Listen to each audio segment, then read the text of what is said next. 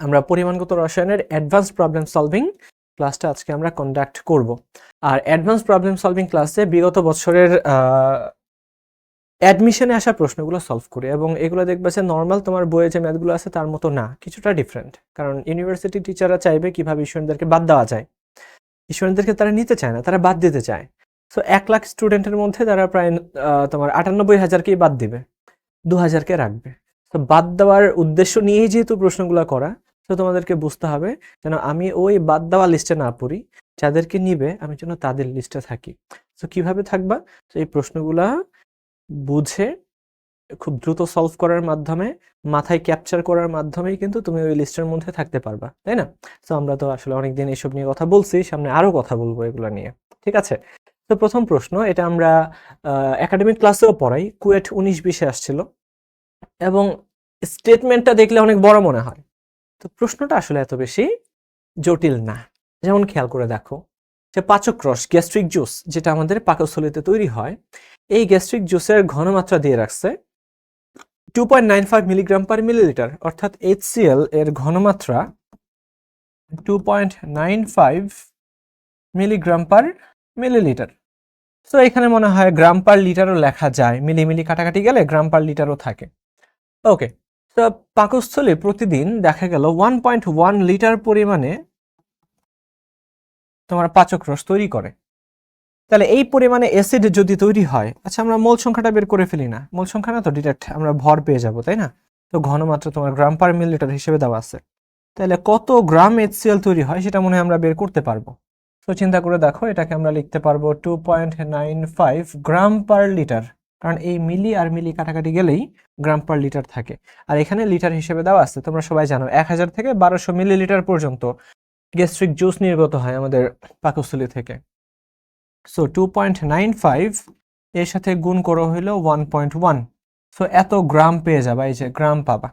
তো আমরা কতটুকু HCl তৈরি হইলো সেটা আমরা খুঁজে বের করে ফেললাম। সেকেন্ড পোর্শন হচ্ছে যে আমরা পূর্ণ প্রশমিত করতে চাই, এই অ্যাসিডটাকে আমরা কি করতে চাই? পূর্ণ প্রশমিত করতে চাই। তার জন্য কয়টা অ্যান্টাসিড ট্যাবলেট খাইতে হবে? প্রত্যেকটা অ্যান্টাসিড ট্যাবলেটে 230 মিলিগ্রাম অ্যালুমিনিয়াম হাইড্রোক্সাইড থাকে। তো আমরা জানি একটা অ্যালুমিনিয়াম হাইড্রোক্সাইড তোমার 3টা HCl কে প্রশমিত করতে পারে। তার মানে mole number of aluminium hydroxide divide by 1 সমান হয়ে যাবে মোল নাম্বার অফ HCl। খেয়াল করো, আমি কিন্তু সবই বুঝাচ্ছি, কিন্তু একটু দ্রুত যাচ্ছে, সূক্ষ্ম একটা স্পিড কিন্তু এর মধ্যে আছে, কারণ আমি ধরে নিচ্ছি যে তোমরা সব কিছু জানো, আগে ভাগে পড়ে আসছো, চ্যাপ্টার যেহেতু শেষ করা হয়েছে, তাই এই স্পিডে আমাকে পড়াইতে হবে। অ্যাডমিশন যখন যাবা দেখবা আমাদের স্পিড আর একটু বেড়ে গেছে, কারণ তখন তোমাদের ক্যাপচার করার ক্ষমতাও বাড়বে, তাই না? সো এবার দেখো আমরা অ্যালুমিনিয়াম হাইড্রোক্সাইডের কয়টা আছে সেটা আমরা খুঁজে বের করব, অ্যালুমিনিয়াম হাইড্রোক্সাইডের সংখ্যাটা খুঁজে বের করব। তো সংখ্যা খুঁজে বের করার আগে প্রকৃত অ্যালুমিনিয়াম হাইড্রোক্সাইড কত গ্রাম লাগবে সেটা তো খুঁজে বের করতে হবে।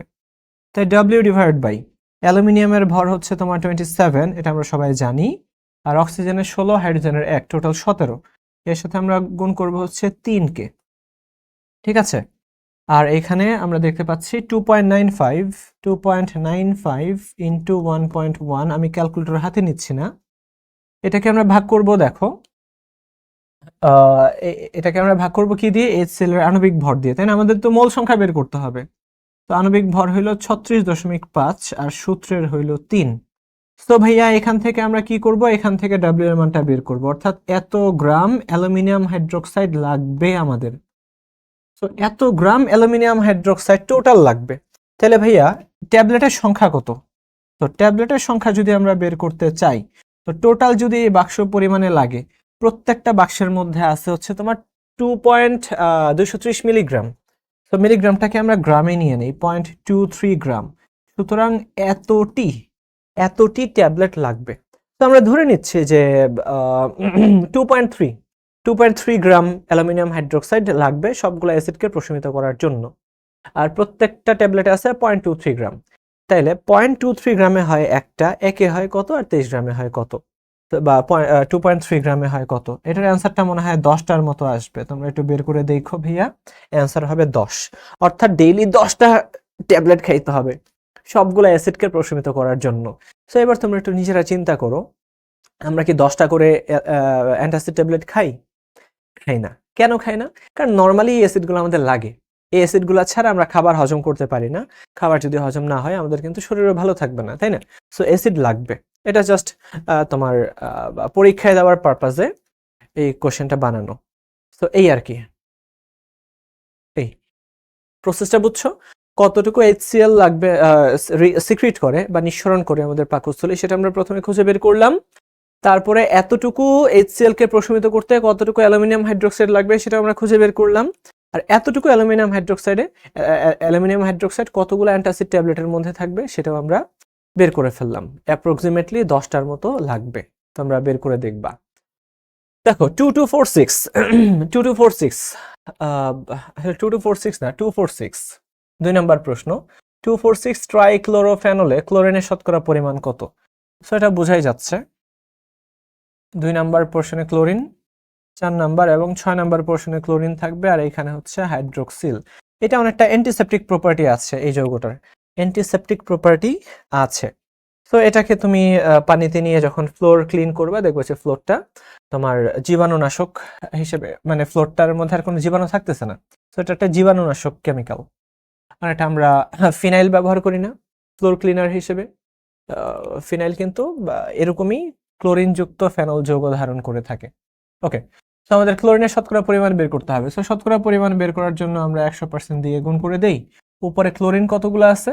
ক্লোরিন ভাইয়া 3টা আছে। একটা ক্লোরিনের ভর 35.5, আর নিচে হইল মোট ভর। তো এখানে কার্বন আছে 6টা আছে কার্বন। তারপরে তোমার হাইড্রোজেন আছে 1 2 3, 3টা আছে হাইড্রোজেন।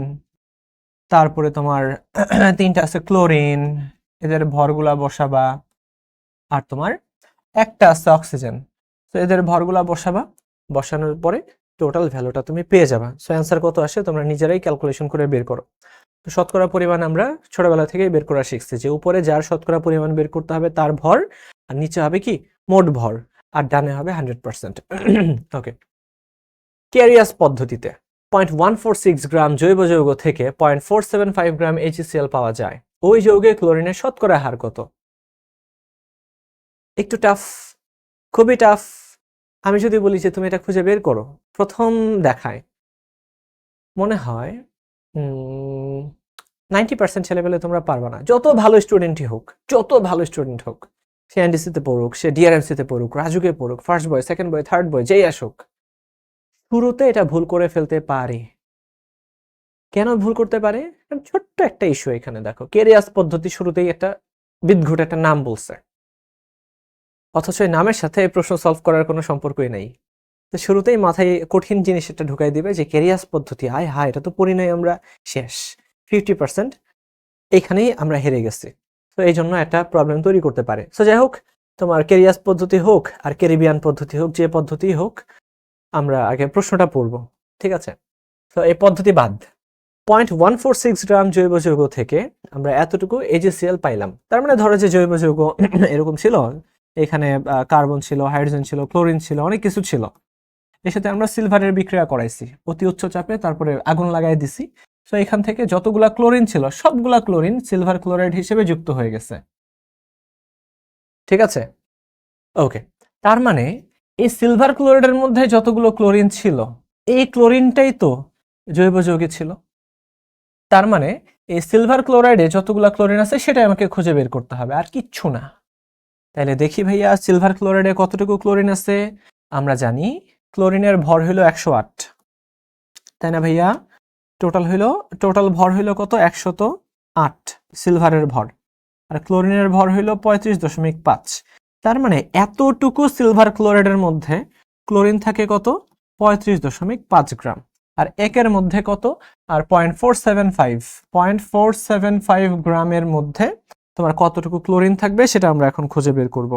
আশা করি বুঝতে পারছো যে আমরা এই 0.475 গ্রাম HCl এর মধ্যে ক্লোরিনের পরিমাণটা বের করতেছি, এবং এটাই হলো জৈব যৌগে বিদ্যমান ক্লোরিনের ভর। So 35.5 divided by 108 plus 35.5 into 0.475 0.475 ঠিক আছে। সো 0.1175 গ্রাম ক্লোরিন আছে জৈব যৌগটার মধ্যে। তো আবারও সেম হিসেব যে এখানে ক্লোরিনের শতকরা পরিমাণ কত। তো টোটাল আমরা ক্লোরিন পাইছি 0.1175, যেখানে মোট জৈব যৌগের ভর হচ্ছে 0.186, আর শতকরা পরিমাণ 100তে কত, তার জন্য আমরা 100 গুণ করে দিলাম। ঠিক আছে, 100 গুণ করে দিলাম। ঠিক যেমন 0.475 কত ছিল আমরা সেটা গুণ করে দিছিলাম। এইভাবে তুমি কিন্তু খুব সহজেই এই প্রশ্নগুলো প্র্যাকটিস করার মাধ্যমে ইজিলি সলভ করতে পারবা। প্র্যাকটিস না করলে কিন্তু সম্ভব না। আমি আবারও বলি, practice is the first thing যে এই ধরনের প্রশ্ন খুব সুন্দর করে সলভ করার জন্য। তো 63.1% দেখা যাচ্ছে, একদম দেখি তো খুব মিলে গেছে, 63.17%। ঠিক আছে। তো পদ্ধতি কি? পদ্ধতি হচ্ছে যেহেতু জৈব যৌগকে কাজে লাগিয়ে আমরা সবগুলা সিলভারকে কাজে লাগিয়ে জৈব যৌগ থেকে সবগুলা ক্লোরিনকে আমরা সরাই নিয়ে গেছি। তো টোটাল যতগুলো AgCl তৈরি হয়েছে তার মধ্যে আমরা যদি ক্লোরিনের পরিমাণ বের করতে পারি, সেই ক্লোরিনের পরিমাণটাই জৈব যৌগের ক্লোরিনের পরিমাণ। ঠিক আছে। তো ক্লোরিনের পরিমাণ এতটুকু, টোটাল জৈব যৌগের পরিমাণ এতটুকু, আর 100 দিয়ে গুণ করলে 100-র মধ্যে কতটুকু থাকবে সেটা আমরা পেয়ে যাব। ঠিক আছে। ওকে, 63%। এখানে শুধু ক্লোরিনই ছিল। 4 নম্বর প্রশ্ন, 10 গ্রাম ক্যালসিয়াম কার্বনেট থেকে এতটা সরাই নিলে আর কত গ্রাম অবশিষ্ট থাকে? আচ্ছা, তাহলে আমরা 10 গ্রামকে নিলাম, সরাই নিলাম কতটুকু, 2 × 10⁻20 সংখ্যক। ঠিক আছে। আচ্ছা, তো এটার আণবিক ভর কত আমরা যদি বের করি, সরি, মোল সংখ্যা 6.023 × 10⁻23। তো এই হলো মোল সংখ্যার 100 দিয়ে গুণ করলে কি পাওয়া যাবে, তার টোটাল ভর পাওয়া যাবে। অর্থাৎ শুরুতে আমরা মোল সংখ্যা বের করছি, যতগুলো সরাই নিছে এর মোল সংখ্যা কত, মোল সংখ্যা এত, মোল সংখ্যার সাথে আণবিক ভর গুণ করলেই আমরা ভর পাবো। সুতরাং এর ভরটাও আমরা বের করে ফেললাম, আর ক্যালসিয়াম কার্বনেটের আণবিক ভর হলো 100। সুতরাং এই 10 থেকে এটা বাদ দাও, যা আসে তাই। ঠিক আছে, এটা অনেক বেশি সহজ, তাই আমি আর ক্যালকুলেটর হাতে নিচ্ছি না। এটা একটু টাফ, টাফ মানে ভেরি টাফ, খুবই কঠিন প্রশ্ন। এবং এই ধরনের প্রশ্ন যখন আসবে আমি বলবো তুমি স্কিপ করে যাবা। কেমন প্রশ্ন দেখো, একটা এক্সপেরিমেন্টে 0.744 গ্রাম কার্বন ডাইঅক্সাইড আছে, 0.445 গ্রাম পানি আছে। To produce after combustion of 0.5 gram of a fuel, অর্থাৎ একটা জৈব যৌগের 0.5 গ্রামকে আমি যখন দহন করছি সেইখান থেকে তোমার কার্বন ডাইঅক্সাইড তৈরি হয়েছে কতটুকু, 0.744 গ্রাম। ভাইয়া সেইখান থেকে পানি তৈরি হয়েছে, এটা যেহেতু হাইড্রোকার্বন, পানি তৈরি হবে 0.445 গ্রাম তৈরি হয়েছে। তার মানে এর মধ্যে কার্বন, হাইড্রোজেন, অক্সিজেন বা এই টাইপের কিছু ছিল, যাকে আমরা পোড়ানোর কারণে কার্বন ডাইঅক্সাইডের পানি পাইছি। তো বলা হয়েছে ওই যৌগটার এম্পিরিক্যাল ফর্মুলা খুঁজে বের করার জন্য, এটার এম্পিরিক্যাল ফর্মুলা খুঁজে বের করার জন্য তোমাকে বলা হয়েছে। ঠিক আছে, জাস্ট এদের রেশিওটা আমরা বের করব। তো এম্পিরিক্যাল ফর্মুলা আমরা কেমনে বের করি মনে আছে? এটা মনে করো তো 9-10 আমরা কি শিখছিলাম, স্থূল সংকেত বা এম্পিরিক্যাল ফর্মুলা বের করার জন্য। বাই দ্য ওয়ে, এটা কিন্তু আইইউটিতে আসার প্রশ্ন। তোমরা জানো আইইউটি বাংলাদেশের সবচেয়ে প্রেস্টিজিয়াস ইঞ্জিনিয়ারিং ইউনিভার্সিটিগুলোর একটা। এটা সরাসরি ওআইসি দ্বারা নিয়ন্ত্রিত, একটা ইন্টারন্যাশনাল লেভেল তারা মেনটেন করে, এবং অন্য যে কোনো ইউনিভার্সিটি থেকে তারা তাড়াতাড়ি গ্রাজুয়েট করে বের করে দিবে। অর্থাৎ তুমি তাড়াতাড়ি চাকরির বাজারে প্রবেশ করতে পারবা, খুব দ্রুত তুমি চাকরিতে প্রবেশ করে তোমার এক্সপিরিয়েন্স গেইন করতে পারবা। তো আমি হাইলি রেকমেন্ড করি তোমরা যারা ইঞ্জিনিয়ারিং এ পড়তে চাও, আইইউটিতে তোমরা একটা ট্রাই নিয়ে দেখতে পারো। ঠিক আছে, যদি স্কলারশিপে পড়তে পারো, এটা বাংলাদেশের সেরা একটা প্রতিষ্ঠান। ঠিক আছে, নর্মালি আইইউটিতে পড়তে 20 থেকে 22 লাখ টাকা লাগে। বুঝছো 20 থেকে 22 লাখ টাকা। সেখানে স্কলারশিপে জাস্ট 1-1.5 লাখ টাকা বা 2-3 লাখ টাকায় পড়া যায়। এবং ওইখানে যে হোস্টেল আছে, হোস্টেলে এত ভালো মানের খাবার দাবার, এক্সট্রা অর্ডিনারি। ঠিক আছে, ওকে। তো দেখো, আমরা যখন স্থূল সংকেত বের করতাম তখন আমাদের বের করা লাগতো যে কার্বন কত পার্সেন্ট আছে, আমাদের শতাংশটা বের করা লাগতো, মনে আছে? আমরা ছোট্টবেলায় এই শতাংশগুলাকে তার প্রত্যেকের আণবিক ভর পারমাণবিক ভর দিয়ে ভাগ করতাম। পারমাণবিক ভর দিয়ে ভাগ করলে তাদের একটা রেশিও পাওয়া যেত। সো এই যৌগের মধ্যে কার্বন, হাইড্রোজেন, অক্সিজেন কত পার্সেন্ট করে আছে সেটা আমাদের খুঁজে বের করতে হবে। ঠিক আছে? তো এটা বের করাটা আসলে কঠিন কিছু না। যেমন আমরা যদি শুরুতে কার্বনের পরিমাণ বের করতে চাই, কার্বনের শতকরা পরিমাণ, তো কার্বনের শতকরা পরিমাণ বের করার জন্য আমাদের লাগবে হচ্ছে ওই যৌগে কার্বন কতটুকু ছিল, কার্বন ভাইয়া কতটুকু ছিল। 0.5 গ্রাম ফিউয়েলের মধ্যে কার্বন কয় গ্রাম ছিল তাকে 100 দিয়ে গুণ করলে আমরা কার্বনের শতকরা পরিমাণ পেয়ে যাব। এখন তার জন্য আমরা তো কার্বন কতটুকু আছে সেটা জানি না, কার্বন ডাইঅক্সাইড কতটুকু আছে আমরা সেটা জানি। তো সেম আগের মতো বের করো। ভাইয়া কার্বনের ভর তো 12, এই 12 গ্রাম কত গ্রামের মধ্যে থাকবে? 44 গ্রাম কার্বন ডাইঅক্সাইডের মধ্যে। তাইলে ভাইয়া 0.744 গ্রাম এই কার্বন ডাইঅক্সাইডের মধ্যে কতটুকু কার্বন থাকবে সেটা আমরা বের করে ফেলবো, তাই না? ঠিক আগের প্রসেস না এটা? আগের প্রসেস। সো এই জন্য আমরা কিন্তু প্রবলেমগুলোকে এইভাবেই সাজাইছি যাতে করে তোমরা একটা মিল খুঁজে পাও প্রত্যেকটার মধ্যে। এবং খেয়াল করবা, তুমি যে কাউকে এই প্রশ্নগুলো দাও শুরুতে সে আটকায় যাবে, 100% আটকায় যাবে। সো এটার জন্য কি লাগবে? প্র্যাকটিস করা লাগবে। 0.203 বা 2029 এইভাবেই রাখো, 29 গ্রাম। তো 2029 গ্রাম তোমার কত গ্রামের মধ্যে ছিল? হ্যাঁ, 0.5 গ্রামের মধ্যে ছিল, তাই না? 0.5 গ্রামের মধ্যে আছে 0.2029 গ্রাম। তাহলে ভাই 100%-এর 100 গ্রামের মধ্যে কতটুকু থাকবে? তো এটা ডিভাইড বাই 0.5 ইন্টু 100। তো এটা আছে তোমার 40.58। এত পার্সেন্ট যৌগটার মধ্যে, মানে যৌগটার মধ্যে তোমার এত পার্সেন্ট আছে কার্বন। তো কার্বনের পার্সেন্টেজ আমরা বের করে ফেললাম। তো এবার আমরা কার পার্সেন্টেজ বের করব?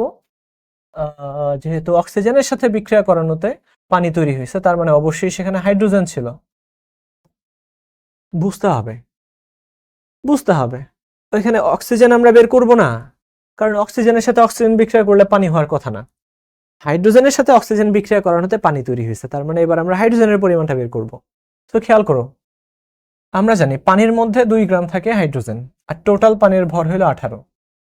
আর এখানে কতটুকু? 0.445। তো এখানে পানির শতকরা পরিমাণটা আমরা বের করি। তো 2 ডিভাইডেড বাই 18 ইন্টু 0.445, তো 0.494, 0494 গ্রাম। তো এখানে আমরা যদি শতাংশ বের করতে চাই, 0.0494 ডিভাইডেড বাই টোটাল পরিমাণ হচ্ছে 0.5 ইন্টু 100%, ইন্টু 100%, তাই না? তো এটার সাথে আমরা কি গুণ করব? 100 গুণ করব, আর ডিভাইড বাই 0.5। তো এটা আসে হচ্ছে 9.89 আসে।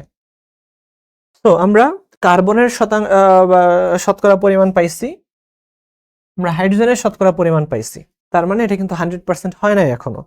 তো 100% হওয়ার জন্য অক্সিজেনের শতাংশটাকেও যোগ করতে হবে। সো আমরা যেহেতু এটা জানি না, সো 100 থেকে আমরা এটাকে বাদ দেই, 40.58 আর হলো 9.89। সো এখানে আমরা পাচ্ছি 49.53। সো বাকি অক্সিজেনের পরিমাণ যদি আমরা বের করতে চাই, সেটা আছে 49.53। সো এই 3 জনের শতকরা পরিমাণ আমরা পাইছি। খুবই বিদঘুটে শতকরা পরিমাণ, খুবই বিদঘুটে। দেখছো? সো কত কিছু করা লাগতেছে একটা প্রবলেম সলভ করার জন্য। তারপরে এখন আমরা অর্ধেক জায়গায় আসছি। এদেরকে প্রত্যেকের পারমাণবিক ভর দিয়ে ভাগ করব, এটা রেশিও পাবো। তারপরে আবার তুমি নিকটস্থ সবচেয়ে ছোট ভ্যালুটা দিয়ে আবার ভাগ করবা যাতে একটা 1 পাওয়া যায়। তো বহুত হাবিজাবি কাজ, চলো করি।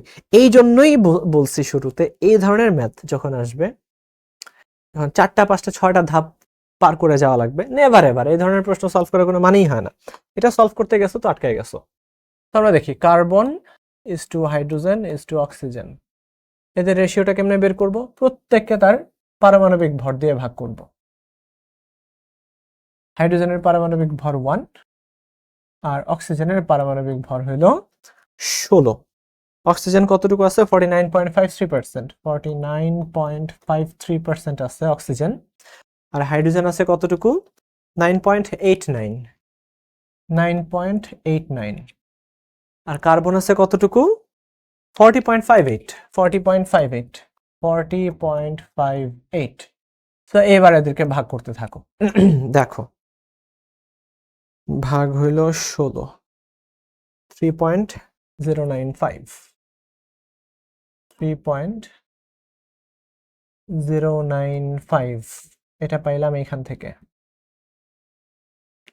এটাকে 1 দিয়ে ভাগ করলে তো 9.89 হবে 9.89 হইল আর এটাকে যদি আমি 12 দিয়ে ভাগ করি 3 12 36 সুতরাং 3-এর ঘরেই হবে তো 40.58 divided by 12 so 3.38 খুবই বিদঘুটে ভ্যালু খুবই খুবই মানে খুবই একটাও ধারে কাছে নাই একটাও নাই তো সবচেয়ে ছোট যে ভ্যালুটা আছে আমরা ওটা দিয়ে দেখি কাজ করে দেখি হয় কিনা সবচেয়ে ছোট ভ্যালু হচ্ছে 3.095 সো এটা দিয়ে আমি সবাইকে ভাগ করি তো 3.38 কে আমরা ভাগ করব 3.095 এটা দিয়ে এটা কতটুকু আসবে 1.093 1.093 আবার এটা দিয়ে যদি 9.89 কে ভাগ করি তো 9.89 divided by 3.095 এটা দেখো কত আসছে 3.195 3.195 is to 1 আমার কাছে তোমাদের কাছে আমার প্রশ্ন অপশনগুলোর দিকে তাকাও মিল আছে একটা না একটু মিল খুঁজে বের করো আমি আর বাকি মিনিমাম কতটুকু দিয়ে গুণ করতে হবে তারপরে ক্ষুদ্রতম মৌলিক সংখ্যা দিয়ে গুণ করলে কি আসবে না আসবে আমি কোনো কিচ্ছুর ধারে কাছে যাব না কারণ ওইটা গেলে তোমার আজকে সারাদিন লাগবে ম্যাথটা সলভ করতে এবং নাও পাইতে পারো অ্যান্সার কারণ যে ভ্যালু দেওয়া থাকে সবসময় একুরেট ভ্যালু আমরা পাই না তো যাই হোক এবার আমাদের একটু মাথা খাটাইতে হবে মাথা খাটাও দেখো কার্বন আর অক্সিজেন এই দুটোর ভ্যালু কি প্রায় সমান না ভাইয়ারে দেখো না একটু প্রায় সমান না দেখো so carbon divided by oxygen এই ভ্যালুটা 1.093 এরকম না এরকম তার মানে কার্বন আর অক্সিজেনের সংখ্যা প্রায় সমান তো দেখি তো এমন কোন অপশনটা আছে যেখানে প্রায় সমান কার্বন আর অক্সিজেনের ভ্যালু দেওয়া আছে প্রায় সমান এই তো পেয়ে গেছো মনে হয় একটা হইলো এটা আর একটা হইলো এটা একটাতে 8-7 আর একটাতে 6-7 এবার তোমরা বলো কোনটা হবে এইবার বাচ্চারা তোমরা বলো কোনটা হবে দেখো কার্বন মনে হয় একটু বেশি আছে একটু বেশি অক্সিজেনের চেয়ে তো কার্বন ভাইয়া একটু বেশি থাকবে 7-এর চেয়ে একটু বেশি 8 that is the core concept এই ধরনের হাবিজাবি প্রশ্ন সলভ করার জন্য তোমাকে অপশন টেস্ট করতে হবে এবং অপশন টেস্ট করার কোনো নির্ধারিত নিয়ম নাই মনে রাখবা সেটা একমাত্র তোমার এক্সপিরিয়েন্স তোমাকে অ্যালাউ করবে অপশন টেস্ট করার জন্য কারণ তুমি জানো না কিভাবে অপশন টেস্ট করবা আচ্ছা আমি তো এটা এই জায়গাটা আমি খুঁজে বের করতে পারছি এই দুইটা দেখো ভাই একদম কাছাকাছি বাট তুমি ফার্স্ট টাইম কখনোই তোমার মাথায় এটা থাকবে না কখনোই না যদি কারোর মাথায় এটা থাকে সেই ছেলেটাই ফার্স্ট হয় সেই ছেলেটাই সেকেন্ড হয় সেই ছেলেটাই থার্ড হয় ফার্স্ট সেকেন্ড থার্ড হয় সেই ছেলেটাই টপ 50-তে থাকে টপ 100-এ থাকে সো এরকম ঠান্ডা মাথায় পরীক্ষার হলে ঢুকতে হবে যাতে তুমি সবগুলো অ্যাসপেক্ট তোমার মাথায় কাজ করে ঠান্ডা মাথা কখন হবে পরীক্ষার 1-1.5 মাস 2 মাস আগে থেকে একদম চোখ বন্ধ করে তুমি প্রিভিয়াস বছরের প্রশ্নগুলো তামা করে ফেলবা সলভ করতে করতে ঠিক আছে তখনই তুমি একটা কনফিডেন্স পাবা যে যা আসবে সেটা আমি ইনশাল্লাহ পারবো যেভাবেই আসুক আমি পারবো ঠিক আছে সো এর চেয়ে মজার প্রশ্ন আর হইতেই পারে না কোথাও ঠিক আছে এই জন্য আমি মাঝে মাঝে আইওটিকে রেকমেন্ড করি যে সুন্দর কিছু পাবা আইওটিতে গেলে ওকে এরপরের প্রশ্ন দেখো আইওটি 17-18 প্রশ্ন ঠিক 2 বছর আগের একটা প্রশ্ন দেখো তারা কিভাবে এই প্রশ্নগুলোকে মিলায় নেয় এগুলো ইন্টারন্যাশনাল রেফারেন্স কিছু বইয়ে আছে তোমরা যদি চাও আমি কিন্তু সেই রেফারেন্স বইগুলোর নামও বলতে পারবো বাট এখন এই লাইভে আমি বলতেছি না। ঠিক আছে, আমাকে জিজ্ঞেস করতে হবে আলাদা করে যে ভাইয়া আমি চাই যে আপনি আমাদের জন্য ওই ইন্টারন্যাশনাল রেফারেন্স বইগুলোর নাম বলে দেন যেখানে এই ধরনের প্রশ্ন পাওয়া যায়। ঠিক আছে, তখন আমি বলে দিব। At 11 degrees Celsius temperature and 749 millimeter pressure, the weight of a gaseous hydrocarbon, একটা gaseous হাইড্রোকার্বনের ভর 0.11 গ্রাম এত তাপমাত্রা এবং চাপে। তার মানে তোমার তাপমাত্রা চাপ আর ভর দেওয়া আছে, তাহলে কি কাজ হবে দেখে তো। আমি যখন এই তাপমাত্রা চাপ আর ভর হিসেব করি, মানে চোখে দেখায় দেখতে পাই, তখন পিভি সমান এনআরটি এই সূত্রটার কথা চিন্তা করি। এবং মজার বিষয়, এই প্রশ্ন আমি এর আগে সলভ করি নাই, লিটারালি এই প্রশ্ন আমি আগে সলভ করি নাই, নিউ অ্যাড করা হয়েছে এটা। ঠিক আছে, একটা চ্যালেঞ্জ হিসেবে নিলাম তোমাদের সামনে দাঁড়ায় ফার্স্ট টাইম এটা আমি সলভ করতে পারি কিনা। দেখো, আজকে 7 বছর পরে এসে আমি একটা চ্যালেঞ্জ হিসেবে নিচ্ছি। যখন তুমি কোনো প্রশ্ন ফার্স্ট টাইম সলভ করতে যাবা, তখনই তোমার মধ্যে একটা চ্যালেঞ্জ চলে আসবে। ঠিক আছে, তো এখানে তাপমাত্রা দেওয়া আছে, সরি চাপ দেওয়া আছে, তাপমাত্রা দেওয়া আছে আর ভর দেওয়া আছে। হ্যাঁ, আয়তন তো নাই। আয়তন কি আছে? ইয়েস, আয়তন দেওয়া আছে, আয়তন তো দেওয়া আছে, মলিকিউলার ওয়েটটা সহকারে দেওয়া আছে। আমি তো এটাই বের করতে চাইছিলাম পিভি সমান এনআরটি সূত্র দিয়ে। চাপ আছে, আয়তন আছে, তাপমাত্রা আছে, তাহলে তো একমাত্র আমাদের তোমার মলিকিউলার ওয়েটটাই বের হইতো, তাই না? ভরও দেওয়া আছে, মলিকিউলার ওয়েটও দেওয়া আছে, সুতরাং এই সূত্রের কোনো দরকারই নেই, এই সূত্রের কোনো দরকারই নাই। আণবিক ভর ভাই দেওয়া আছে আমাদের। ঠিক আছে, ওকে।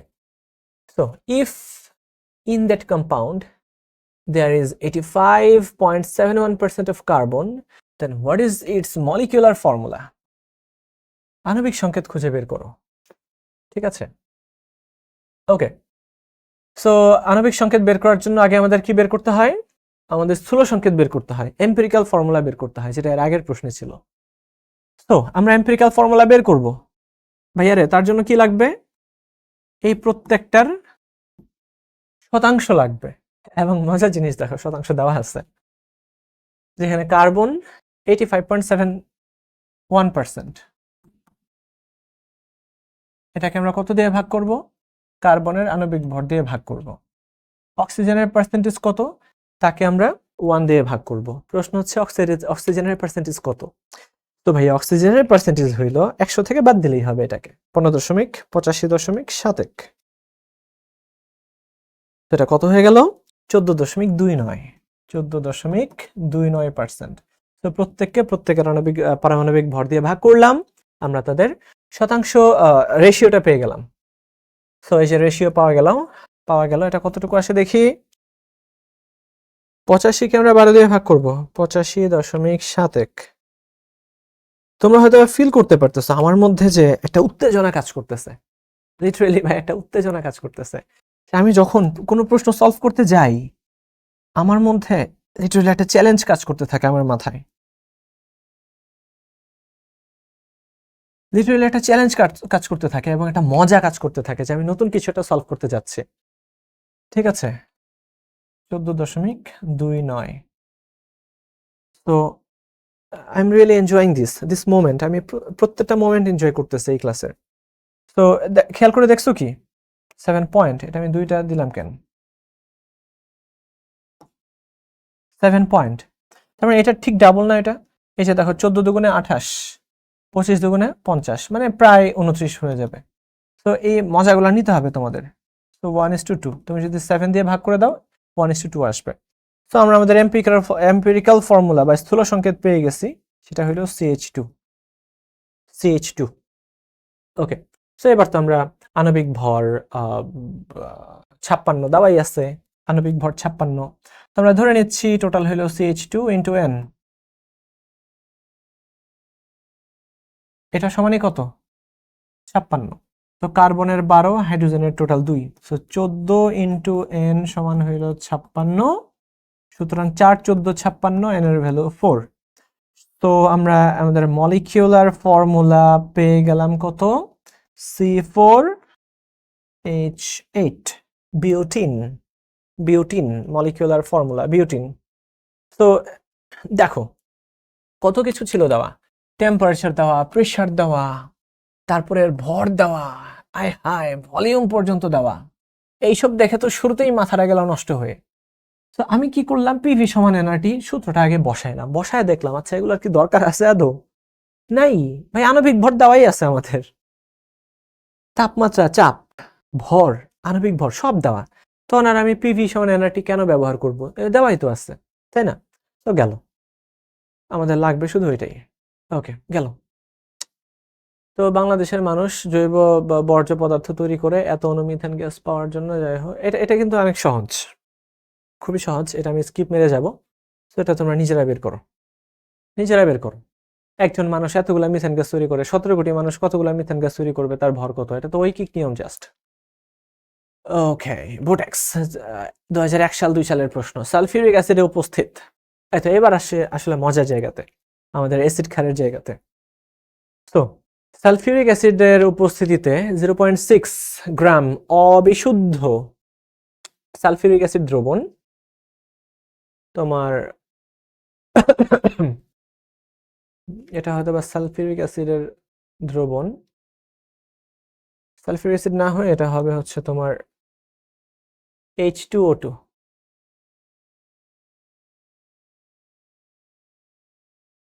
H2O2, H2O2, হাইড্রোজেন পারঅক্সাইড দ্রবণ এত গ্রাম পটাশিয়াম পারম্যাঙ্গানেটের সাথে সম্পূর্ণরূপে বিক্রিয়া করে। সো হাইড্রোজেন পারঅক্সাইডের বিশুদ্ধতা নির্ণয় করো। সো তোমাদের, আমি জানি না যে ভাইয়া এটা এটা এটা তোমাদের বলছে কিনা, ওই ক্লাসটা আমি দেখি নাই আদৌ। সো এটা যদি করা থাকে বেস্ট, আর যদি নাও করা থাকে ভাইয়া তোমাদেরকে সহানুপাত সূত্র দিয়ে পড়াইছে, ওইটাও বেস্ট। ঠিক আছে, এখন তোমরা কি চাও? তো আমি তোমাদেরকে এই মূল সংখ্যা ইনটু তুল্য সংখ্যা এই কনসেপ্টটাই বুঝাবো, কারণ এটা আমি অনেকবার ক্লাসেও বলছি। এটা তোমার ফ্যারাডের দ্বিতীয় সূত্রের একটা প্রয়োগ, তো ওয়ান অফ দ্য ফাইনেস্ট এই সমস্ত প্রশ্ন সলভ করার ব্যাপারে, স্পেশালি এখন তোমরা অ্যাডমিশনে আছো, তাই না? অ্যাডমিশনের প্রশ্ন সলভ করতেছো। সো মনে করে দেখো, হাইড্রোজেন পারঅক্সাইড এটার তুল্য সংখ্যা কত? 2। পটাশিয়াম পারম্যাঙ্গানেট অম্লীয় মাধ্যমে এটার তুল্য সংখ্যা কত হয়? 5 হয়, তাই না? 5 হয়। সো জগতের সব বিক্রিয়া এই নিয়ম অনুসরণ করে, মূল সংখ্যা ইনটু তুল্য সংখ্যা সমান হইল ভাইয়া মূল সংখ্যা ইনটু তুল্য সংখ্যা। ঠিক আছে, সো হাইড্রোজেন পারঅক্সাইডের বিশুদ্ধতা নির্ণয় করতে হবে, দ্যাট মিন্স এটার ভরটাই অজানা, 32 34, এর তুল্য সংখ্যা 2 সমান 0.632, 0.632, এটা হলো তার ভর। এখন আমরা তার আণবিক আণবিক আণবিক ভর বের করব। ঠিক আছে, আণবিক ভর। সো পটাশিয়ামের হলো তোমার 39, ম্যাঙ্গানিজের হইল 56, ম্যাঙ্গানিজের 56 না ভর?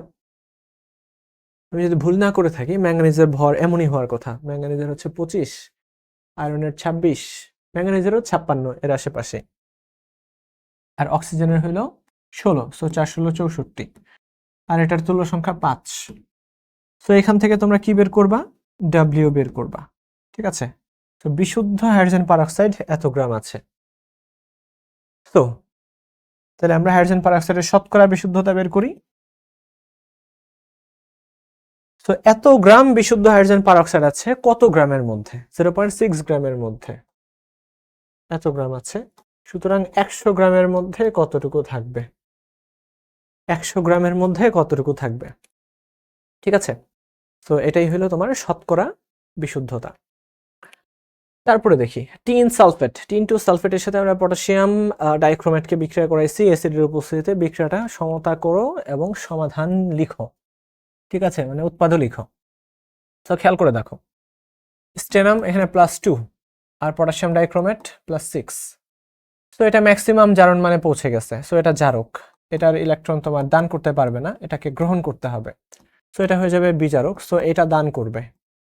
ঠিক আছে, সো টিনের জারণ মান আমরা জানি 2 হতে পারে 4 হতে পারে, সো এই জায়গাতে টিন 4 হয়ে যাবে। এটা খুব ক্লিয়ারলি সুন্দর করে ভাইয়া ক্লাসে পড়াইছে।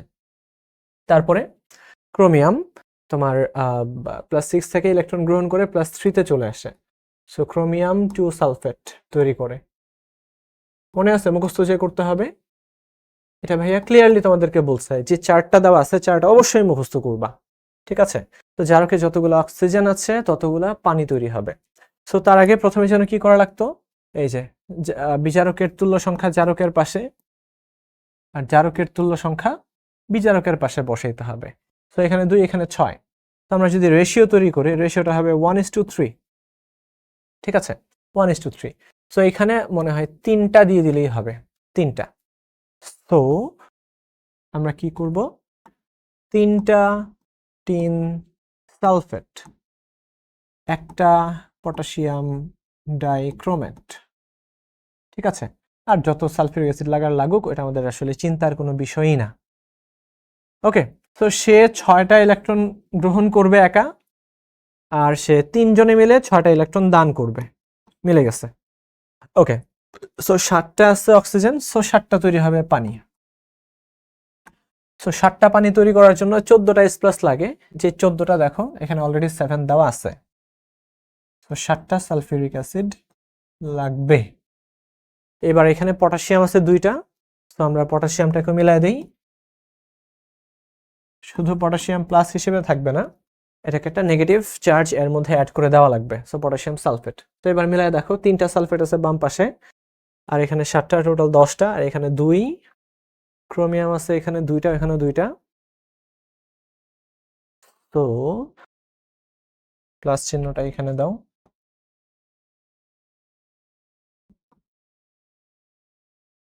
তো টোটাল এবার আমরা কি করব, এবার আমরা সালফেটটাকে মেলাবো। ঠিক আছে, তো ডান পাশে টোটাল কয়টা সালফেট আছে, বাম পাশে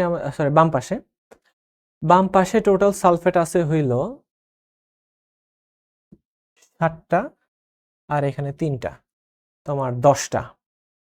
আর ডান পাশে কয়টা থাকবে দেখি, তো 3 এখানে 3টা আছে, এখানে আমরা 3 দিলাম, 3 দুগুণে 6, আর এখানে 3টা 9, আর এখানে একটা 10। ঠিক আছে, মিলে গেছে।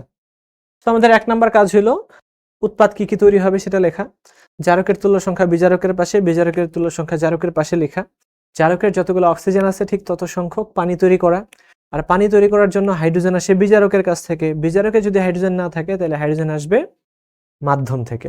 তো এই কথাগুলো তোমার মাথায় রাখতেই হবে, তোমার খাতায় অলরেডি লেখা আছে এই নিয়মগুলো। তো শাওন ভাইয়া তোমাদেরকে নিয়মগুলো সুন্দর করে পড়াই দিছে, এটা প্র্যাকটিস করবে এখন। দেখো, so a person inhales 200 milligram of air once. If the air once contains 20% weight of oxygen, then how many oxygen atoms he takes in? তার মানে একজন পার্সন 200 মিলিগ্রাম এয়ার একবারে গ্রহণ করে, ওই এয়ারটা যদি 20% অক্সিজেন ধারণ করে, তাইলে কতটুকু তোমার অক্সিজেন অ্যাটম সে গ্রহণ করলো। তো দেখো ভাইয়া, সো 20% আছে, সো টোটাল 100 গ্রামের মধ্যে 20 গ্রাম আছে অক্সিজেন। তাহলে ভাইয়া 200 মিলিগ্রামের মধ্যে কত মিলিগ্রাম অক্সিজেন থাকবে, শেষ, বের করে ফেললাম, 40 মিলিগ্রাম। 40 মিলিগ্রাম অক্সিজেন মানে কত, 0.04 গ্রাম অক্সিজেন। তো এটা সংখ্যা বের করা লাগবে, তাই না? তো সংখ্যা বের করার জন্য আণবিক ভর 0.04, এটাকে আণবিক ভর মানে হচ্ছে 32 দিয়ে ভাগ করলে মোল সংখ্যা পাবা। আর 1 মোলের মধ্যে কতগুলো থাকে, 0.023 ইন্টু 10⁻23 সংখ্যক কি থাকবে, 10⁻23 সংখ্যক তোমার অণু থাকবে। So 0.04 divided by 32 into 6.023 into 10⁻23, so 7.53 বা 528 into 10⁻20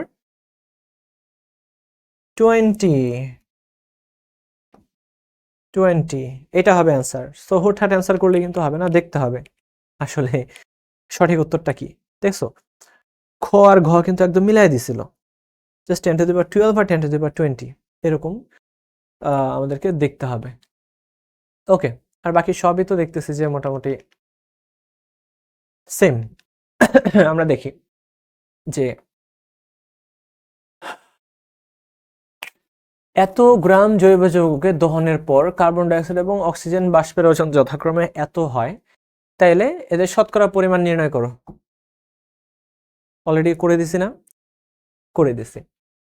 সো ওই কার্বন ডাইঅক্সাইডে এত গ্রাম তৈরি হয়েছে, সেখানে কার্বন কত ছিল, এত গ্রাম পানি তৈরি হয়েছে, সেখানে হাইড্রোজেন কত ছিল। পরে তাদের শতকরা পরিমাণ বের করবা, তারপর টোটাল 100 থেকে বাদ দিলে তোমার অক্সিজেনের শতকরা পরিমাণটাও বের হয়ে যাবে। বুঝা গেল? দেখো কার্বন ডাইঅক্সাইডে কার্বন কতটুকু আছে, পানিতে হাইড্রোজেন কতটুকু আছে, সেখান থেকে শতকরা বের করবা, 100 থেকে বাদ দিলে অক্সিজেনের শতকরাটাও বের হবে। সো আমি আর এটা কিন্তু আরেকবার করে দিব না। এটা ধাতুর অক্সাইডে যথাক্রমে 27% এবং 30% পানি পাওয়া যায়। ঠিক আছে? যদি প্রথম অক্সাইডের রাসায়নিক সংকেত এত হয়, তাহলে দ্বিতীয় অক্সাইডের এটা আসলে পানি তো পাওয়া যাবে না। এটা হচ্ছে, সরি একটু প্রিন্টিং মিস্টেক হয়ে যাচ্ছে এখানে। অক্সিজেন পাওয়া যায়, অক্সিজেন পাওয়া যায়। ঠিক আছে, এটাও খুব সহজ জিনিস যে দুইটা ধাতুর মধ্যে কতটুকু তোমার অক্সিজেন আছে পার্সেন্টেজ তোমাকে দেওয়া আছে। যদি প্রথম অক্সাইডের রাসায়নিক সংকেত এত হয়, তাহলে দ্বিতীয় অক্সাইডের রাসায়নিক সংকেত কত হবে? That is a very easy question. So sorry, আমি তোমাদেরকে জাস্ট সিচুয়েশনটা ব্যাখ্যা করে দিয়ে যাই। সো প্রথম অক্সাইডের সংকেত M3O4 দেওয়া আছে। ঠিক আছে, M3O4 প্রথমটা, আর দ্বিতীয়টা আমরা জানি না, MOX। তোমাদের কাজ হইলো ভাইয়া এখানে M এর ভরটা বের করা। M এর ভর যদি বের করে ফেলতে পারো, কাজ শেষ এইখানেই।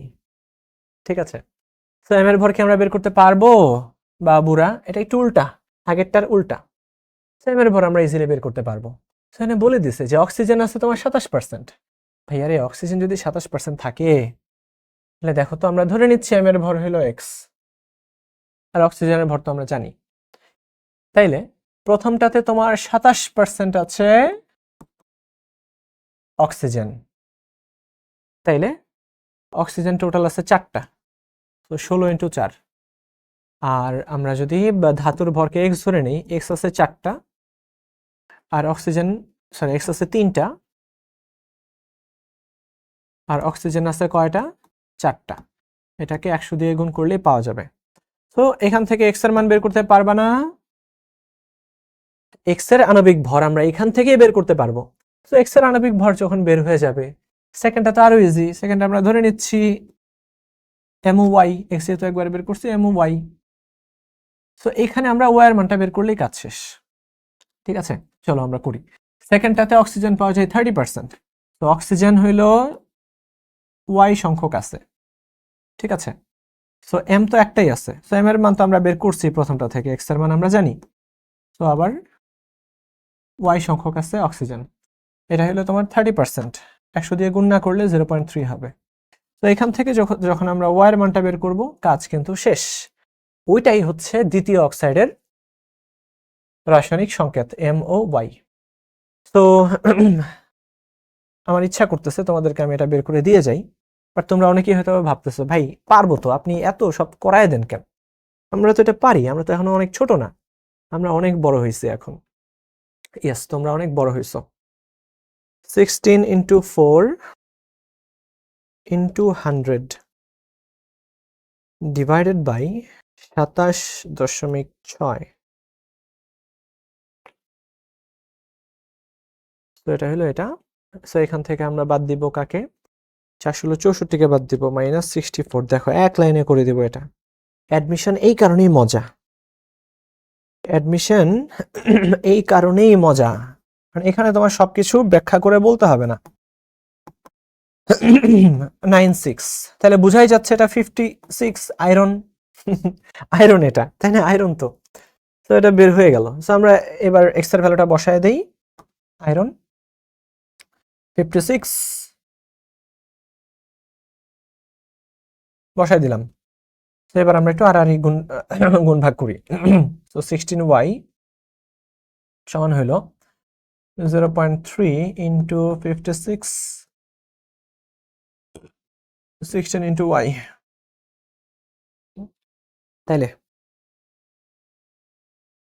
16 মাইনাস 0.3 × 16, এটা আসে 11.2। y সমান হইল, আর উপরে আসবে 56 into 0.3 11.2। তো ওভারঅল এটা চলে আসে হচ্ছে 3/2।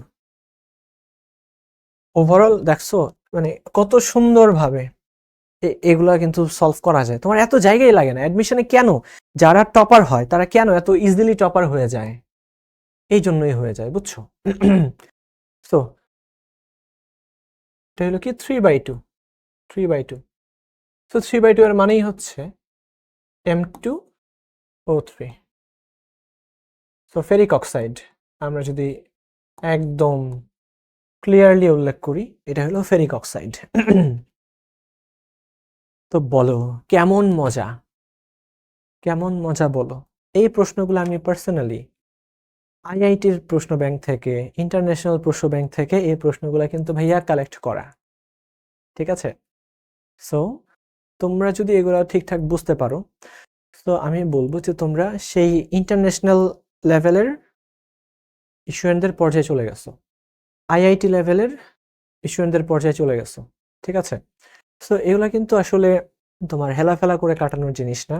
আমরা অনেক সিরিয়াস তোমাদের বিষয়ে, তোমরাও এই সিরিয়াসনেসটুকু অর্জন করো, ঠিক আছে? ওকে, সিকিউরিটি 13-14 একটা প্রশ্ন দেওয়া আছে। 10 টন জিঙ্ক অক্সাইডকে 10 টন চারকোল দিয়ে বিজারিত করলে কি পরিমাণে জিঙ্ক উৎপন্ন হবে? এটা তো খুবই সহজ। জিঙ্ক অক্সাইডকে আমরা চারকোল মানে শুধু কার্বন দিয়ে যখন আমরা বিক্রিয়া করব তখন জিঙ্ক তৈরি হবে আর জিঙ্ক কার্বনেট তৈরি হবে। তো 10 টন 10 টন 1:, এখান থেকে কতটুকু তৈরি হবে, তাই না? তো এখানকার প্রশ্ন হইল যে এটার মোল সংখ্যা কত আর এটার মোল সংখ্যা কত, খুঁজে বের করো। তো মোল সংখ্যা বের করাটা খুবই খুবই খুবই জরুরি, ঠিক আছে? তো কেন জরুরি আমি বলে দেই, কারণ দুইটাই তো 10 টন, তাই না? এটাও 10 টন, এটাও ভাইয়া 10 টন।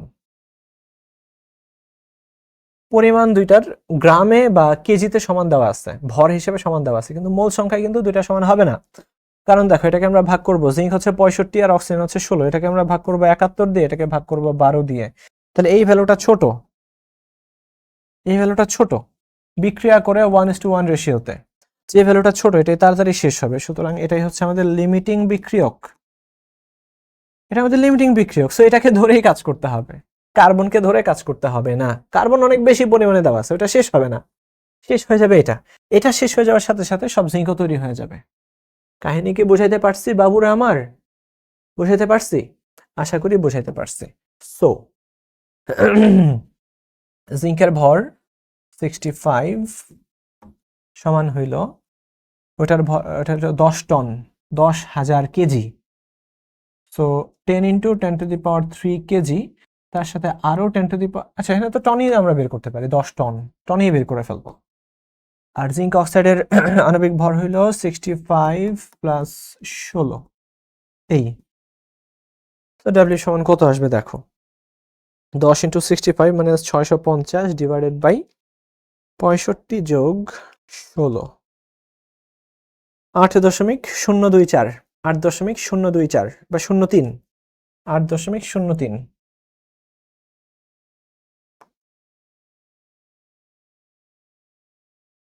8.03 টন তোমার জিঙ্ক তৈরি হবে। তো এবার বলো কেমন লাগছে? This is called advanced problem solving class, ঠিক আছে? ওকে, কোন শ্রেণীর আয়নে +3 জারণ মানযুক্ত পরমাণু আছে +3? তো দেখো, দেখেই বোঝা যাচ্ছে কোনটা হবে।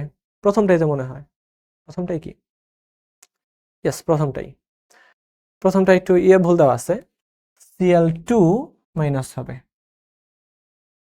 Cl2 মাইনাস, ঠিক আছে?